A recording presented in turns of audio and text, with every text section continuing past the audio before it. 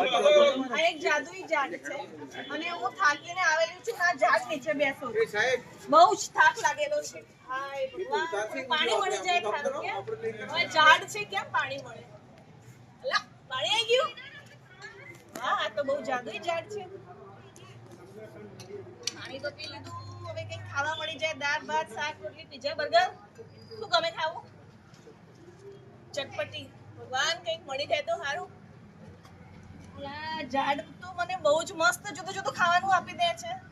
એ પાણી માંગ્યું તો પાણી આવી ગયું ખાવાનું માંગ્યું તો ખાવાનું આવી ગયું આવું જાદુ કેવી રીતે થાય નક્કી આ ઝાડ ઉપર ભૂત જ હશે હવે હવે આ બધા ભૂત ભેગા થઈને મને મારી નાખશે બચાવો બચાવો બચાવો બચાવો અને હું મરી ગઈ ત્યાંનો મતલબ એ છે કે આ ઝાડ છે એ આપણું કલ્પવૃક્ષ છે એટલે આપણું મન જ છે